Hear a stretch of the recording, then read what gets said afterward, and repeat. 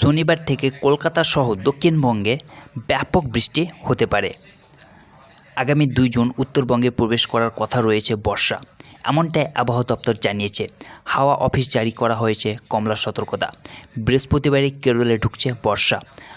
আলিপুর আবহাওয়া দপ্তর বলছে এই মুহূর্তে তা উত্তর পূর্ব ভারতের দিকে এগোচ্ছে। অতএব অসম, মিজোরাম, মণিপুর সহ একাধিক রাজ্যে বৃষ্টি শুরু হয়ে যাবে জলদি। একই সঙ্গে পশ্চিমবঙ্গ সহ সিকিমে আগামী 2-3 দিনের মধ্যে বর্ষা ঢুকে যাচ্ছে। এক কথায় বলা যায় জুন মাসের 10 তারিখের মধ্যে গোটা বাংলাতে বর্ষা ঢুকে যাবে। বৃহস্পতিবার থেকে অতি ভারী বৃষ্টির সতর্কতা রয়েছে উত্তরবঙ্গে।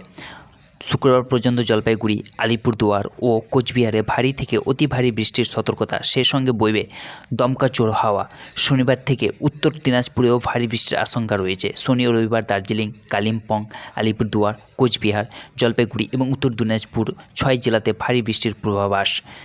একদিকে দিল্লি সহ উত্তর পশ্চিম ভারতের বিভিন্ন রাজ্যে আবার রেকর্ড ছাড়াচ্ছে তাপমাত্রা। বৃষ্টির জন্য হ্যাপিতেস করছেন সেখানকার বাসিন্দারা। আগামী কয়েকদিন উত্তর পশ্চিম ভারতের বিভিন্ন রাজ্যে গরম আরও বাড়বে বলে জানিয়েছে হাওয়া অফিস। তাপপ্রবাহ, ভ্যাপসা গরমের যন্ত্রণা থেকে এবার রেহাই। অবশেষে সুখের দিনটা দিল মৌসুম ভবন।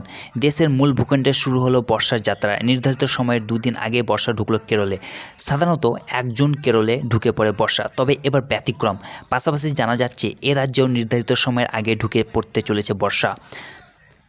বর্ষার ক্যালেন্ডার অনুযায়ী জলপাইগুড়িতে বর্ষা ঢোকার কথা 7 জন, শিলিগুড়িতে 8 জন, দক্ষিণবঙ্গে 10 জন, কলকাতায় 11 জন। তবে সময়ের আগে এ রাজ্যে প্রবেশ করবে। আগামী 2 থেকে 3 দিনের মধ্যে বর্ষা ঢুকে পড়বে উত্তরবঙ্গে। তবে পোড়া কপাল দক্ষিণবঙ্গে। এখনও পর্যন্ত কোনো ভালো খবর নেই। বিক্ষিপ্ত বৃষ্টি হতে পারে বড়জোর, তাতে প্যাচে গরম কমবে না।